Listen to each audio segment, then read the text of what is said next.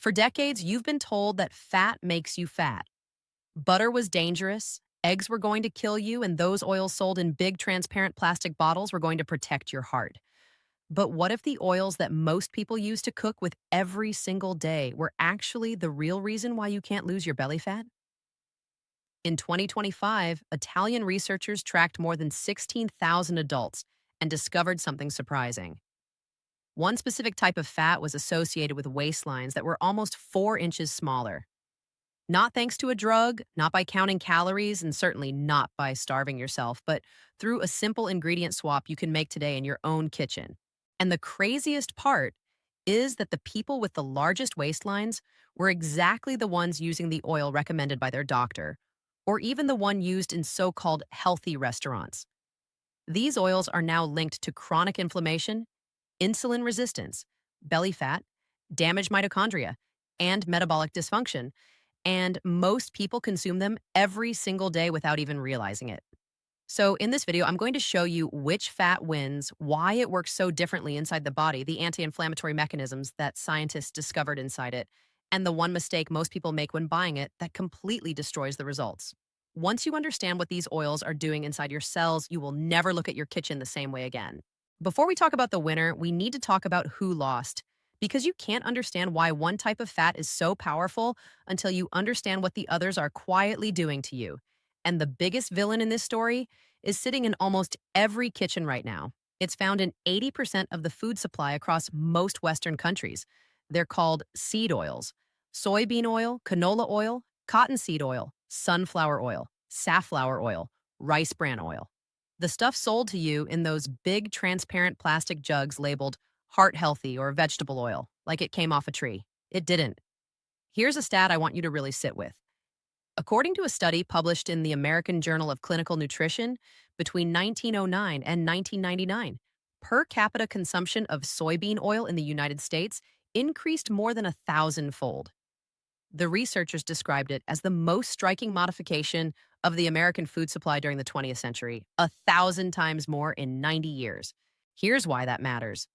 Soybean oil is roughly 55% linoleic acid, an omega-6 fatty acid. In small amounts, it's probably fine for a healthy person. But in the quantities we're consuming today, it's a serious problem. A 2015 systematic review analyzed linoleic acid stored in human fat cells over the past 50 years, and it had more than doubled. Your body is literally built differently today, with a different type of fat than your grandparents had. The ratio of omega-3 to omega-6 fats in the modern diet has shifted from roughly 1 to 1, which is healthy, to about 1 to 20. That means the body is 20 times more inflammatory. And these fats don't just sit in your love handles doing nothing. They get oxidized, they damage cell membranes, they drive a kind of low-grade constant inflammation that researchers now link to heart disease, insulin resistance, neurodegenerative diseases, and yes, that stubborn belly fat. A toxicologist conducted a fascinating study in which he analyzed French fries cooked in these seed oils, and he found that the amount of aldehydes produced, which are carcinogenic compounds, was equivalent to what's produced by smoking 25 cigarettes. You may have never smoked a single cigarette in your entire life, but if you've been consuming these inflammatory oils every day, it's as if you've smoked thousands of cigarettes worth of toxins. They're called vegetable oils, which sounds healthy, but what you're actually eating is industrial inflammation. Let's get back to the Italian study. It was published in Frontiers in Nutrition in September 2025. The researchers compared participants' actual eating patterns and tracked their waist circumference and body mass index. The results were striking. First group, the people who avoided fat. The ones doing everything by the old rule book, margarine instead of butter, everything low-fat, fat-free dressings. On paper, these people were doing exactly what their doctor told them. The result? Higher BMI, larger waistline, more cravings, more hunger. Their bodies were inflamed and their hormones dysregulated. Second group, the heavy seed oil users. The ones who cook everything in canola because it's neutral. Their inflammatory markers were elevated. Their waist circumference was the worst in the entire study, nearly 99 centimeters on average. Third group, the varied fat eaters, some butter, some olive oil, a bit of everything. Better than the seed oil group, but nothing remarkable. And then there was a group that consumed one specific type of fat almost every day, 6 days a week, 2 tablespoons a day. Their average waist size was around 89 centimeters. That's almost 4 inches less. Same age range, same country, same activity levels. The only meaningful difference was which fat they poured on their food. And when the researchers controlled for every possible factor, age, sex, overall diet quality, exercise, they found that people who didn't consume this fat regularly had a 5 times higher risk of abdominal obesity, an odds ratio of 5.1. That's not a small effect. That's the kind of result that makes researchers double check their own math. So, what was the fat? It was extra virgin olive oil. Before you click away because you've heard it before, stay with me. Because the majority of what you find at the grocery store is not this type of olive oil. And once you understand the mechanism, you'll never look at it the same way again. Extra virgin olive oil is, biochemically speaking, one of the most unusual foods on earth. It's not really an oil the way most cooking oils are. It's a fruit juice pressed from a fresh olive. And an olive is a fruit. It's never extracted with chemical solvents, never bleached, never deodorized. It's the way humans have been making it for thousands of years. And inside that liquid are 3 things that no other item in your pantry has, at least not in the same concentration. First, oleic acid. It's a monounsaturated fat that makes up around 70% of olive oil. When you consume oleic acid, your gut releases a molecule called OEA, which is your body's natural satiety signal. It literally tells your brain you're full, which is why people who use olive oil consistently tend to eat less without even realizing it. Their hunger system gets recalibrated. Second, polyphenols. These are plant-based antioxidant compounds. A really good extra virgin olive oil contains hundreds of them. They fight oxidative stress and protect your mitochondria, those little energy factories inside your cells. Think of polyphenols as rust protection inside your body, working from the inside every single day. Third, and this is the one that really got me, oleocanthal. In 2005, a researcher published a paper in the journal Nature, one of the most prestigious in the world. He was visiting an olive mill in Sicily and tasted a freshly pressed olive oil. He felt a peppery burn at the back of his throat that he recognized because years earlier he'd done research on ibuprofen.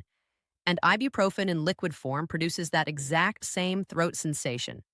So he tested it, and what he found was that oleocanthal, the compound naturally present in fresh high-quality extra virgin olive oil, inhibits the same COX-1 and COX-2 enzymes that ibuprofen does. The same mechanism, the same anti-inflammatory pathway. Researchers calculated that about 50 grams a day of good extra virgin olive oil, roughly 3.5 tablespoons, delivers approximately the same anti-inflammatory equivalent as a daily dose of ibuprofen, but without the gut damage, without the kidney risk or the liver stress. And it's not a supplement. It's not a pill. It's a salad dressing. And this isn't just about your waistline. The PREDIMED trial, the largest randomized clinical trial ever conducted on the Mediterranean diet, followed more than 7,000 high-risk adults in Spain for nearly 5 years and was published in the New England Journal of Medicine. Participants who added extra virgin olive oil to their diet had roughly a 30% reduction in major cardiovascular events compared to the low-fat group. A 30% reduction from food. That's a number you usually see attached to a prescription drug.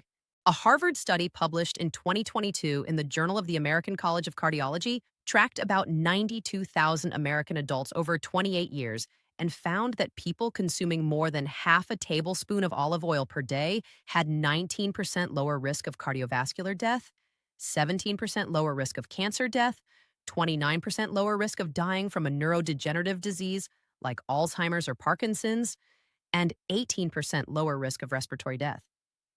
That's not just one benefit, that's a body-wide protective effect across every major cause of death we worry about, from half a tablespoon a day.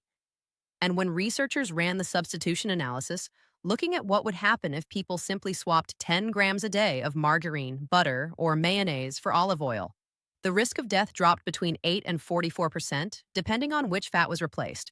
The populations that have consumed it the longest, the Greeks, the Sicilians, the Southern Spanish, have some of the highest concentrations of people living past 100 on the planet. Sardinia, for example, is one of the original blue zones, those regions identified by researchers as having the highest concentration of centenarians. I don't think that's a coincidence. Now you're probably thinking, all right, I'll just grab a bottle next time I'm at the grocery store. Not so fast. Because here's the part that almost nobody talks about, and it's the most important part. The olive oil sold at your average grocery store is in many cases not the olive oil used in these studies. Olive oil is one of the most adulterated foods on earth. When the studies I'm referencing talk about extra virgin olive oil reducing waist size, inflammation, and cardiovascular risk, they're talking about real extra virgin olive oil, high in polyphenols, properly stored and recently harvested, not a transparent plastic bottle that's been sitting on a grocery shelf under fluorescent lights for months. So, here's how to find the right type of olive oil. First, make sure it comes from a single origin.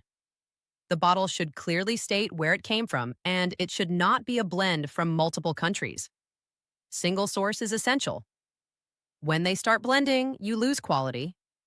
Second, make sure your olive oil is in a dark glass bottle, not plastic, which can leach microplastics, and not clear glass, which can cause oxidation from fluorescent light exposure. Third, make sure it says 100% extra virgin olive oil, so it hasn't been cut with a seed oil. Fourth, if you can find one at the grocery store, reach toward the back of the shelf where it's had the least light exposure. And here's how to know if your olive oil is legit. Take a tablespoon and see what happens. It should burn your throat. It should make your tongue slightly tingly.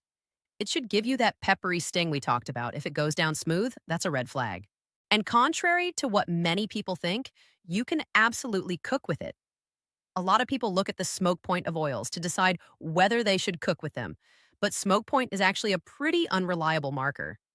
What really matters is something called polar compounds, inflammatory compounds produced when a fat is heated. And studies show that despite having a moderate smoke point, extra virgin olive oil produces the fewest polar compounds when heated and even when used for frying, precisely because its polyphenols protect the oil from degradation.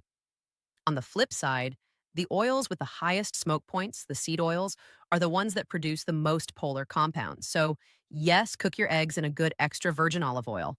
Add it to your coffee if you want. The point is to get it into your diet consistently to reap all the benefits. The message here is bigger than one bottle of oil. You were lied to for decades. You were told fat was the enemy. It wasn't. Inflammation was. And ironically, the very foods you were told to avoid, the ones containing natural polyphenol-rich fats, were the ones that would have protected you. While the foods marketed as heart-healthy alternatives were the ones quietly making things worse. Your body needs healthy fats. Your brain is 60% fat. Your hormones are made from cholesterol, which is a type of fat. Every cell membrane in your body is built from fat. So stop avoiding them and start choosing the right ones.